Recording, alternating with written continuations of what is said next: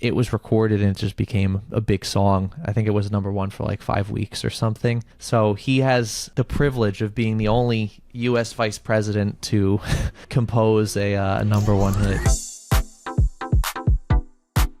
Did you know that hit songs in the late 1950s were regularly about gruesome death? Or that a US vice president wrote a number one hit? Chris Dalla Riva is one of my all-time favorite music journalists. He writes the substack Can't Get Much Higher, where he publishes pieces about the intersection of music and data. A couple years ago, he embarked on a quest to listen to every single number one hit from the last 6 decades and wrote a book about what he learned called Uncharted Territory. The book is part celebration, part takedown of popular music, and it provides new ways to think about your favorite songs, genres, and artists. This book is genuinely so good, and it completely changed the way that I think about so many hit songs and just how different periods in history were reflected in the music and number one hits of their time. Chris joins me this week to talk about all of this. Hi, Chris. Welcome to my podcast. Hey, thanks for having me. All right. So you embarked on this task to listen to all of the number one hits going back decades. Before we get into kind of some of what you learned, what made you embark on this endeavor? I did not start off with this grand scheme to listen to every number one hit and write a book about it, but I'd always played in bands. I liked writing music. And at the time I was working a job I didn't particularly love. So I was just looking for some musical outlet. And I came up with this quest that I would go on to listen to every Billboard Hot 100 number one hit in history, which is Billboard's pop chart. It was started in August 1958, and it has changed over the decades, but it still exists to this day. And I was like, I'm going to listen to one number one hit a day. Maybe I'll learn it on my guitar. But I've always worked with data, so I would track some things about these songs as I went along. Started noticing some trends, and I was like, maybe I could write a little bit about this. And slowly it just ballooned into an entire data-driven history of popular music over the last 65 years. But it started as just a weird little quest or a weird little daily diversion for me because I was looking for something to do at the end of the day to wind down. There was no timeline, so it didn't really matter how long it took me. And I think that allowed me to engage with the music a bit more deeply and come up with something that I think is somewhat unique and original. Well, so let's go back to 1958 when they first launched the Hot 100. Can you talk to me about what you learned from that era from listening to those hit songs? What was the first number one Billboard hit? The first number one on the Hot 100 was called Poor Little Fool by Ricky Nelson, which in many ways is exemplary of tons of number one hits. It's a song about lost love. Ricky Nelson was a television star. Him and his family had a television show called, I believe, the Ozzie and Harriet Show, and he was a child star, which, to me, this all sounds could be very 21st century. Some young kid gets thrust into the spotlight, decides to start a music career. It's not, I don't think, a well-remembered number one, but I think it's exemplary of a lot of songs that topped the charts over the years. Up to that point, Billboard had various charts. The Hot 100 was their attempt to be like, okay, this is the most popular song in the United States. Before that, they had charts that would track just sales or just the radio, or back then just jukeboxes. This was their attempt to bring it all together, and that's what the Hot 100 has tried to be over the last 65 years. As digital downloads have come along, and streaming, and CDs, and cassettes, they wanted to amalgamate all that information and say, within this 7-day period, this was the most popular song in the United States. The reason I started writing was I got through about 50 number ones, and I was like, this is a little weird. There are a lot of number one hits about people dying. It doesn't seem like a popular song topic. So I go to discover there was this subgenre of songs called teenage tragedy songs, and they're very melodramatic. It's like a quintessential example is called Teen Angel by Mark Dinning. It's teenagers, high schoolers in love. Their car stalls on the railroad tracks. They escape, and then the girl goes back because she left her class ring in there that he gave her, and then she dies. And this was for 5 or 6 years, there were a lot of songs that were like this, and I was just like, that's a strange trend. But at the time, that was just what certain popular songs were like. And this is what you see over and over again as you listen to all these songs, are these weird trends crop up that don't seem to make sense looking back, but there's always weird stuff going on. Why do you think that there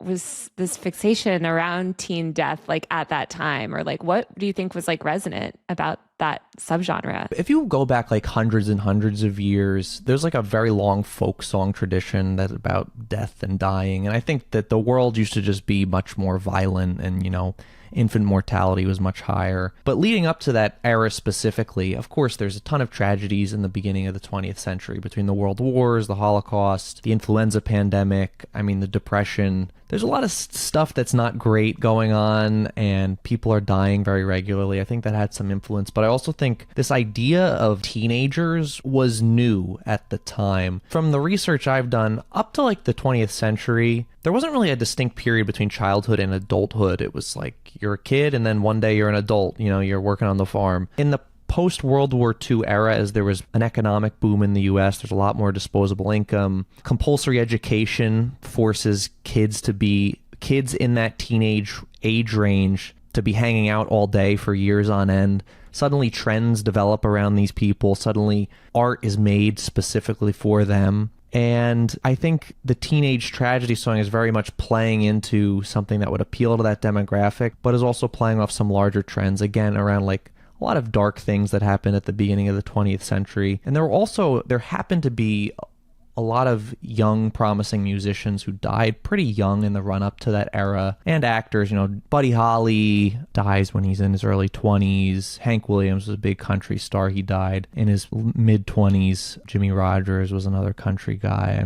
This was sort of in the air, I guess. And when you combine all these socioeconomic things that are happening, these world events that are going on, with the rise of teenagers as a group you can market towards, and as a group that exists, you somehow ended up with this dark song trend for a couple of years. That's so interesting. What came after that? So when you look at the history of popular music in like the US and the UK, for a lot of people it starts in 1964 or 1963 when like the Beatles really begin to become popular. That's like, for a lot of people, that's like the big bang moment of popular music. In the era leading right up to that is when it's this era of like professional songwriters that were out of the Brill Building in New York City, where you had people like Carole King and Jerry Goffin, her husband, writing songs that the pop starlet of the day would sing. So it's very much rock and roll is still in the air in that teenage tragedy era leading up to that. And then eventually the Beatles show up and you get the whole British invasion phenomenon, which is its own breed of rock and roll, but it becomes associated with this idea that if you're going to be an artist who's taken seriously, you can't just perform your own songs. You have to write your own songs and you have to perform them yourself. That's an idea. It started about a decade before, but it becomes very associated with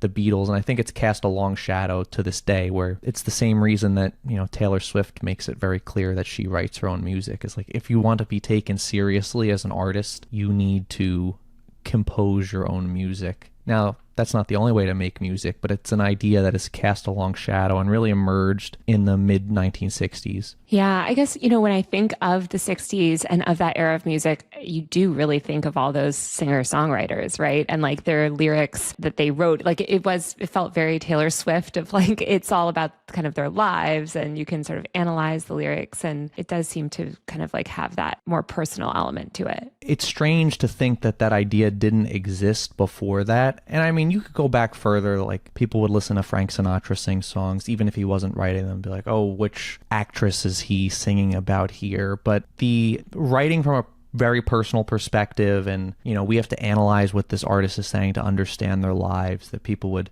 do when they picked apart Bob Dylan lyrics or certain Beatles lyrics. That's an idea that really emerges in the 1960s. And I think technology was something that allowed that. When mass media begins to arise with, the proliferation of the television, suddenly these artists who previously you would only hear on a record or maybe see a picture of them in a magazine were much more tangible. You could see them on television. You could watch them move around. And I think that allows us to create this new celebrity culture that has precedent, but really I think the modern version starts to arise in that era. I'm wondering also like what the impact of technology advancements too in listening to music had. Like, I guess I think of the 1950s more of like radio culture, and then of course records existed, but I'm curious, like as you looked at these hits moving from the 60s even into the early 70s, like to me, like the 60s and 70s really feel like such like record culture. Did the tech of the day play a role at all in shaping like the landscape of hits? Totally. And that's one of the main themes that I come upon again and again in my book is that music is often downstream of some sort of technological innovation. So one of the quintessential examples you hear is like, why is the pop song 3 minutes long? And part of the reason is that that's how much sound early records could hold. And if you look at singles up through like the mid to late 1960s, pop songs are very much in the 2.5 to 3 minute range. Towards the end of the 60s, there is some improvements to vinyl technology where a single can hold a bit more sound without degrading. And that's when you get longer songs like Hey Jude by the Beatles, which lasts like 7 minutes, or Like a Rolling Stone by Bob Dylan. So it's very much artists were constrained by technology and they can push that to its edges, and then there can be a new innovation where they're able to push their art beyond that. Another one that I don't think you think about that often is just the microphone itself. If you ever hear like a very, very old recording, people sang in this way that was almost comical. They're projecting like crazy, and that's because before microphones, if you're standing on a stage, you need people to hear you. You need to sing as loudly as possible. A vocal style that like Billie Eilish uses would not work if you don't have good microphone amplification technology. So when that arises in like the 1930s and 1940s, suddenly you get this softer vocal style that you'll associate with Bing Crosby and Frank Sinatra, because now it's possible to record those sounds, whereas previously, you were shouting into a giant horn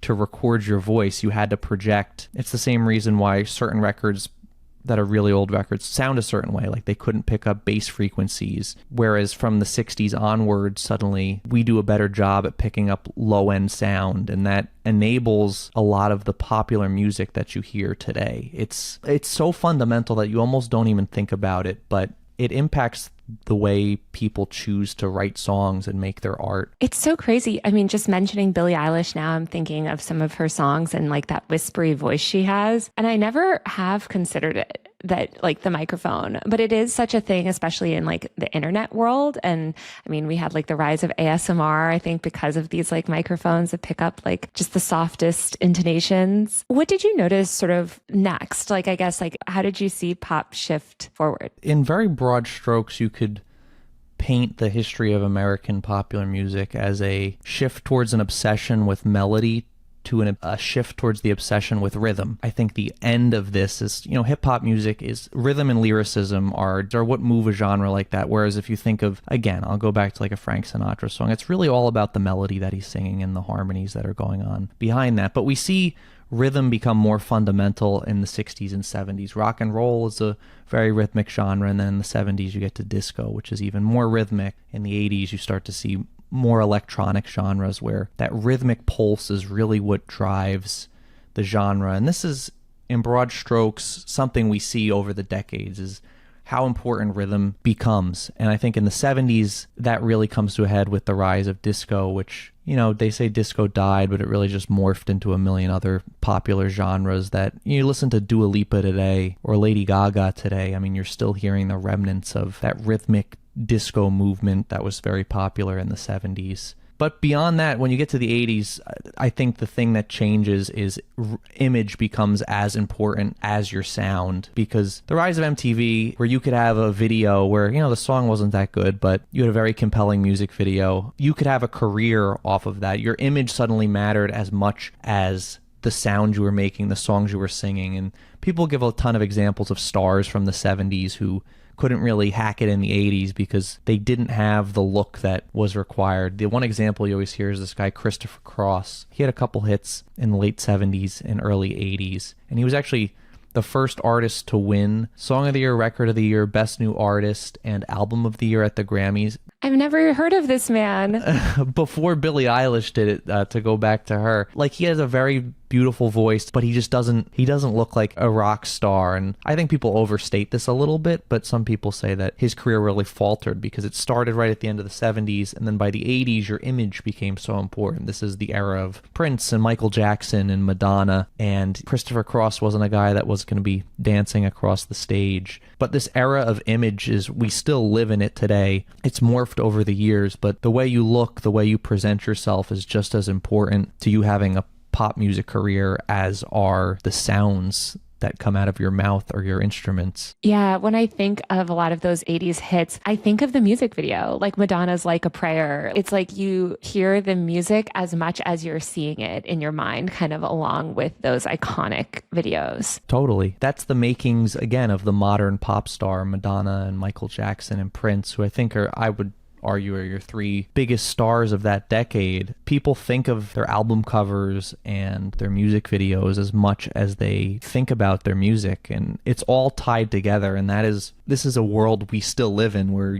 your image matters. What were some of the Billboard Hot 100 song hits from that era? In the early 80s, your biggest hits are Billie Jean by Michael Jackson, Beat It by Michael Jackson. These are just some that come to mind. Like a Virgin by Madonna, Let's Go Crazy by Prince. Now that I've heard of that other guy that won all those awards, I'm like, wait a minute. Like, did anyone else sort of fall off the map who had, has sort of like rode that wave and has sort of since been lost to history? Yes. And this is what I think one of the fascinating things about listening to every number one hit is when we talk about the history of popular music, you're going to talk in broad strokes about the biggest stars who made great music. Like if you talk about the 60s, you're going to talk about the Beatles. If you talk about the 80s, you're going to talk about Michael Jackson. But there are tons and tons of people who are popular for a matter of weeks or months, who are influential for those weeks and months and then are never heard from again. And this is a bias we have when we look at the past, is that you look back at the 80s, and of course we don't listen to the bad stuff anymore, the stuff that's been forgotten. So it makes the past look a lot rosier than it actually was. Because now when people listen to music, they're like, why do we listen to all this bad stuff? It's like, well, in 20 years, someone's going to look back at the year 2025 and be like, I can't believe how good all the music was. But it's just because all the bad stuff has been filtered out. Something that comes to mind is in the late 80s, there was a number one hit by this band called Sheriff. They were Canadian, I believe a Canadian band. They had a huge hit called When I'm With You. The band wasn't even together at the time. They didn't release a music video for it. It went to number one. This is not a song that people talk about or associate with the 1980s regularly, but it was tremendously popular for a time. A lot of artists, I think, at the end of the decade, Lisa and Colt Jam had multiple number one hits. Paula Abdul, I think more people associate her now with her run on American Idol than her, 6 or 7 number one hits at the time. I mean, these people were huge stars, but they don't remain the cultural touchstones that Michael Jackson and Madonna and Prince and Bruce Springsteen remain. It shows how transient pop music is, I think, just how quickly these people can come and go. Pop, in a sense, I mean, there's a disposable aspect to it. And it's the music business. That's pop music, and businesses chase trends. And we see that with music today. There's a trend on TikTok. Everyone's going to try to jump on that to have their moment. It doesn't usually lead to a sustainable career, but you still might be able to make some money in the short term. Getting back to sort of like the technology of the time, another thing I think of when I think of the 80s is mixtapes, and like the Walkman, I think, came about in the 80s, maybe certainly by the 90s. Did that affect the music landscape at all? It seems like this was for the first time people could really like take the music with them. Yeah, I think there has been this long trend, I think really since the 1980s, of listening by yourself and assuming that, you have a very personal relationship with your music because you can take it anywhere with you. Whereas if you look back historically, I mean, music is a very social phenomenon. It's people in, say, the 1800s getting around the piano, and Aunt Ginny's going to play some songs and we'll all sing along. Technology, in this sense, on the listener side, creates a world where much of your listening can be done by yourself, and you can build sort of your personality around the things that you listen to. And I think the Walkman, your CD player, and eventually Napster and iPods and digital downloads make that world possible for listeners, where music can be this very, very personal thing for you. Not that that didn't exist earlier, but the fact that you could bring music anywhere with you, and it became very accessible. It became ubiquitous in a way that changes the way we listen and how we relate to the songs, how songs can become part of our personality in a way that I don't think was possible decades earlier. One thing I guess I'm thinking of, with the 80s, but also even zooming back to the 60s, is the role that music plays in like pop culture and shaping our understanding of like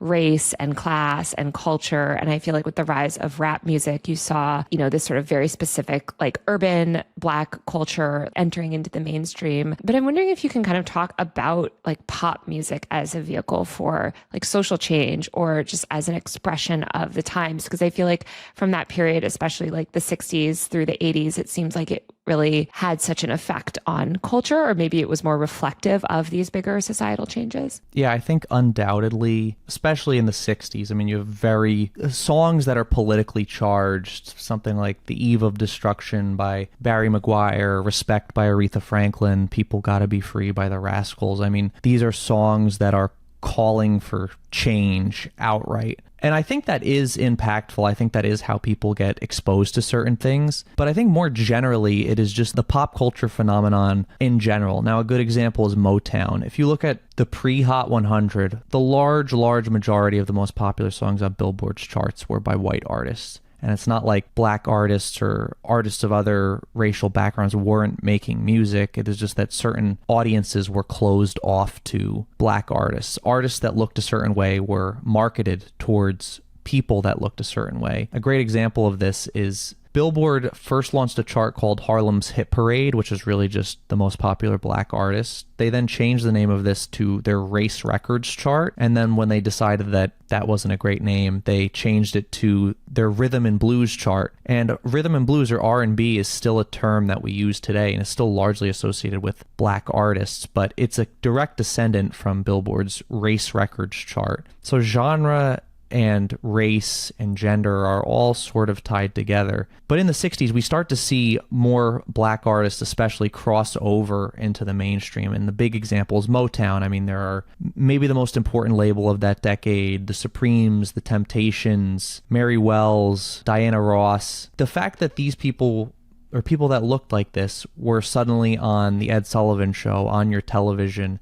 If you were in middle America, there's a chance that Diana Ross was the first black person that you regularly interacted with. And I use the term interacted with very, very loosely. I mean, you're just seeing her on television. But I think we underrate the ways in which popular music has a direct impact on race relations and the gender movement and the way we think about men and women in our society. And again, that's different than like Motown's records were not often a call to action in the same way that some other records of the 1960s were, but I think they were just as impactful just based on the exposure they gave to these artists. To jump forward in time, I guess, back to like the 80s into the 90s, what trends did you see emerge in that era and leading up to the millennium? Like, I feel like this was my childhood because I was a kid in the 90s. So I think of so many pop hits, but also the emergence of these like boy bands and this other sort of like true like pop culture that it sort of seems to have sort of like emerged like later on in that decade. Hip hop had emerged in the 70s. It starts to cross over in the 80s with hits by Run DMC and Will Smith and DJ Jazzy Jeff. But in the 90s, I mean,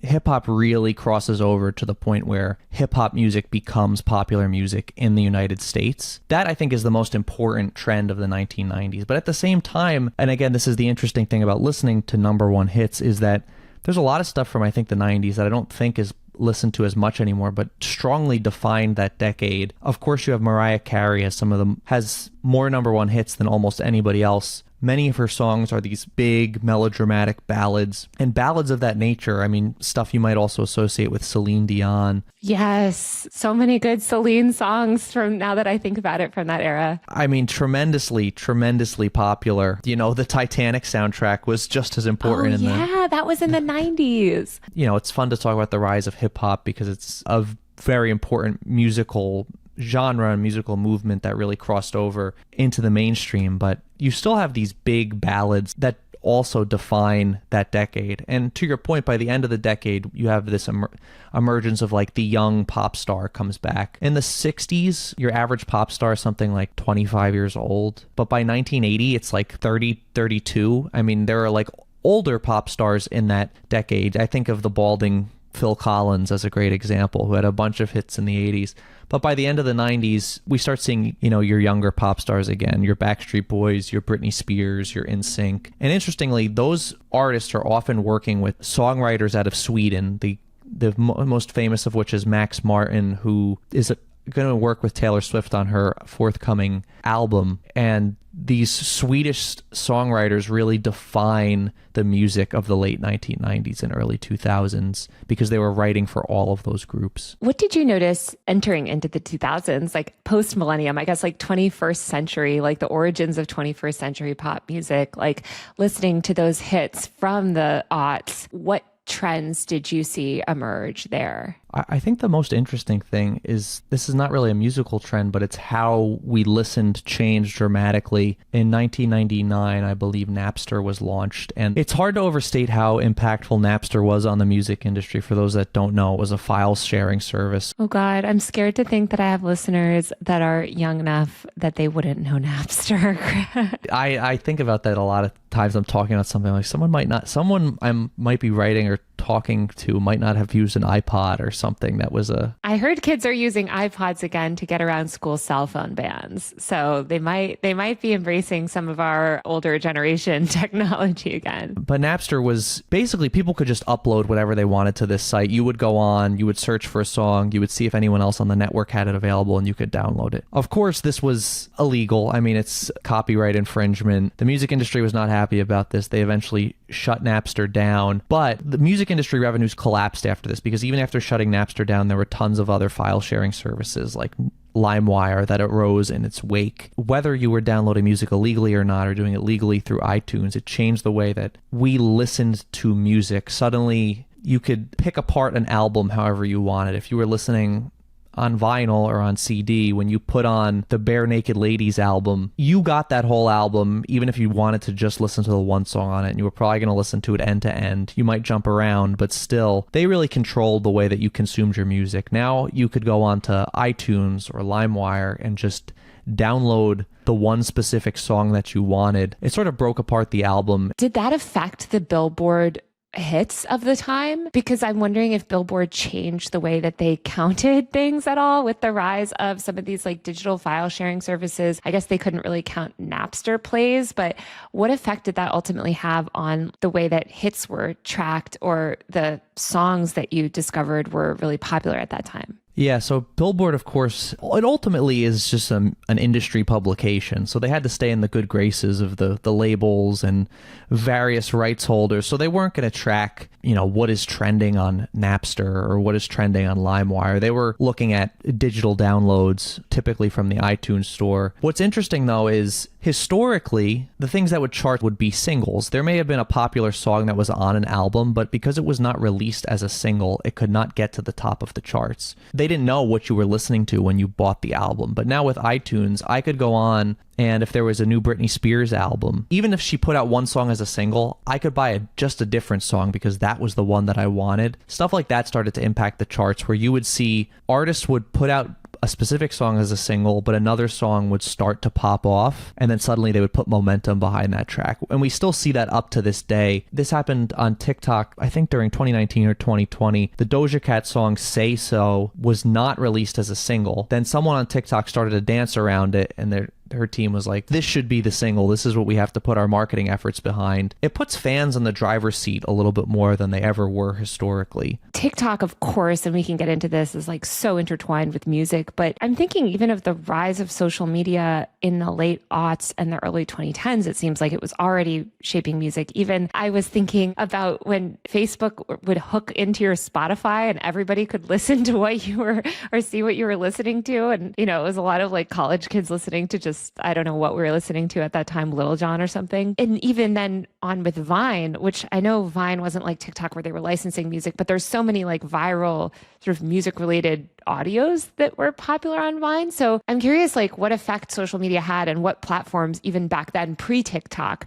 were affecting the hit economy. There's a book to be written by somebody about how music is always intertwined with social media platforms. Back to the beginning, even pre-Facebook, music was a huge, huge part of MySpace. Oh yeah. How could I even forget that? Of course. There was always like the music playing, right? You could choose your hit song or something. Yes. Yeah. Bands of that era, that's where you came up, is like labels would be trawling through MySpace and seeing what people were listening to. And there were charts on MySpace, and the people that ran MySpace were also into supporting music. There was a great oral history about MySpace, and music whose name it came out last year or a couple years ago. I can't remember its name, but it was very intertwined within the platform, and many of the stars you associate with that era, especially in like the punk and emo scenes, came up on MySpace, and that's what they built their audiences. And it's very, very similar to the way people will build audiences on TikTok today. The internet has fundamentally reshaped how people build their audiences, and it has for decades, for good and bad. I mean, again, if you go back to the 80s, you could be Whitney Houston. You've got a great voice. They'll be like, all right, we're going to make you a star. Would that happen? Not always. But with the internet, it became possible for you to really build a huge fan base, and labels became more interested in people who were already arriving with a fan base that they had built online. You see that a lot with TikTok today, but it really does go back to those early internet platforms where you could build a fan base and interact with your audience directly. Especially in the early 2010s, I feel like so many pop stars are so intertwined with social media culture, like One Direction, like that fandom online, the Justin Bieber, the Belieber fans online, like we're so powerful on Twitter. And I guess Twitter as like a mechanism for music fandom really became a thing. And then also Instagram too, where, you know, some of the most engaged with posts in the early 2010s. Sarah Fryer writes about this in her book, No Filter, about Instagram, where Justin Bieber posts or Selena Gomez posts or like posts by pop stars basically on Instagram about their lives. A great example of that is the song Call Me Maybe, which ended up being a huge hit. Part of that was spawned by the fact that Justin Bieber and Selena Gomez posted a video to, I guess, Twitter and YouTube of them just lip syncing to it. Other people started to follow this trend, and suddenly this song just absolutely blew up. I mean, it's a super catchy song. It is a song you would expect to be popular, but it was a person posting a video online that wasn't the artist that suddenly could break an artist. Justin Bieber, of course, has a huge following, but it became even crazier as the decade went on, where you could, again, be a random person on TikTok, create a dance, and suddenly, you know, you're that artist's best friend because now they have a popular song. Now it seems like we're in this era, I guess, like since 2020, when everyone became extremely online. TikTok completely, you know, came to really dominate social media, I think, in so many ways. Like, it's so funny when you mentioned Doja Say So, because that is so emblematic to me of that era. But like in the past 5 years, what do you think the pop hits have shown about culture? I always say there's like this anonymization of the pop star, where you could have a song that's tremendously popular on TikTok, but nobody really knows who the artist is. Of course, you could go look up who it is, but the songs are more associated with these trends than they are with the artists themselves. And I see this again and again, where you'll have big songs on TikTok and I'm like, I have no idea who this artist is, and it doesn't seem like anybody really does, and then you never hear from them again. So TikTok fundamentally shaped that trend, and there are tons of sonic trends that I think really have blown up on TikTok over the years. Billie Eilish, to me, is like the even though her career emerged before TikTok, she's like quintessential of sounds that I think are popular on the platform. The whispery, ASMR-y vocal, she's very into distorted sounds that sound sort of cool coming through an iPhone speaker, but by some objective metric would probably be considered bad. People engaging with things that work well or sound well on mobile phones is really emblematic of part of the sound that I think has crossed over into the mainstream. But at the same time, I think one of the biggest things of the last 5 years has been country music crossing over in the US. Morgan Wallen is the biggest example of this, who makes like a hip-hop country sort of hybrid. But over the last couple of years, we've seen every artist and their mothers release country albums or country songs. Post Malone did the country album. Beyonce did the country album. Taylor Swift, who started in country, oddly has not made a new country album. But the point stands that there's just been so much crossover between country and the rest of the pop universe, which is interesting. I mean, country sort of ebbs and flows in popularity over the decades, but it is back in full force right now. We've talked a bunch about technology affecting music, and I feel like now, of course, we're entering into this age of AI,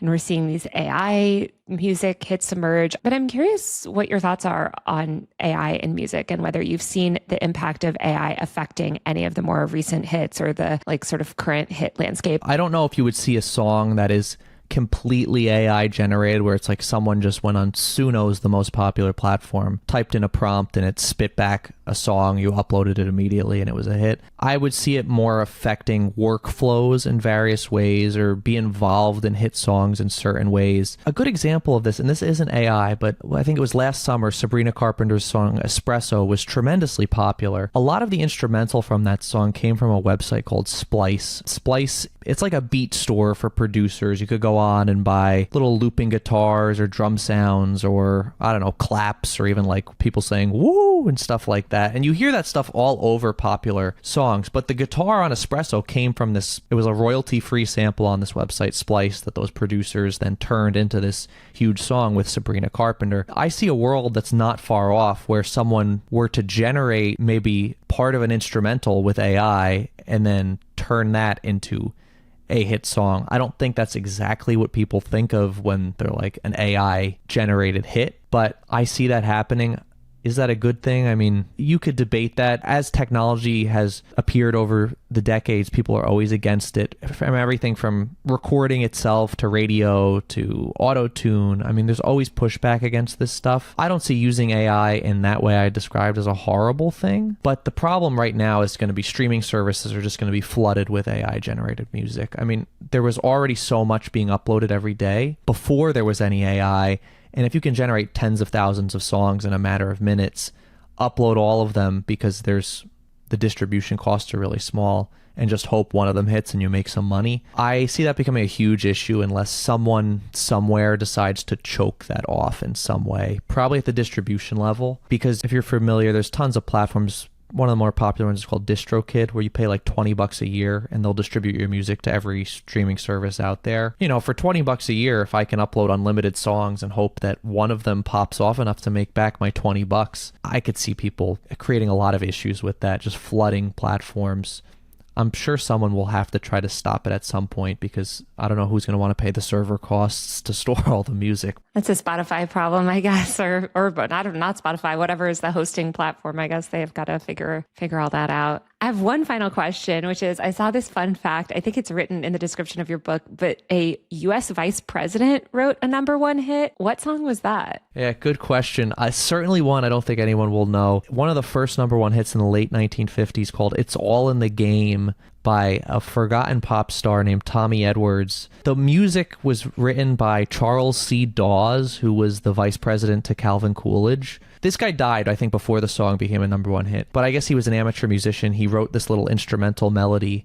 And then decades later, somebody decided to set it to lyrics. It was recorded and it just became a big song. I think it was #1 for like 5 weeks or something. So he has the privilege of being the only U.S. vice president to compose a #1 hit. I guess until J.D. Vance gets in on the AI song making. Yeah, exactly. All right, Chris. Well, thank you so much for joining me. Where can people continue to follow your work? I'm an easy guy to find online. I'm C. Dalla Riva Music on basically every platform. I have a popular newsletter about music and data called Can't Get Much Higher. And it's so good. I love it, by the way. Your newsletter is so great. And my book is coming out soon in November. It's called Uncharted Territory, What Numbers Tell Us About the Biggest Hit Songs and Ourselves. You should be able to find it. If you can't, find me and I will help you with all your book related issues. Awesome. Well, thanks so much again for chatting with me today. Thanks. All right, that's it for the show. If you like my work, please support me on Patreon via the link below.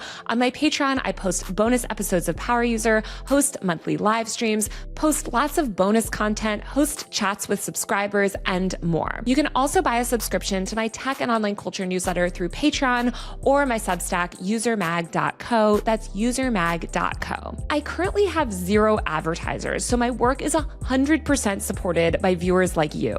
I'll be back next week with a brand new episode of Power User. See you then.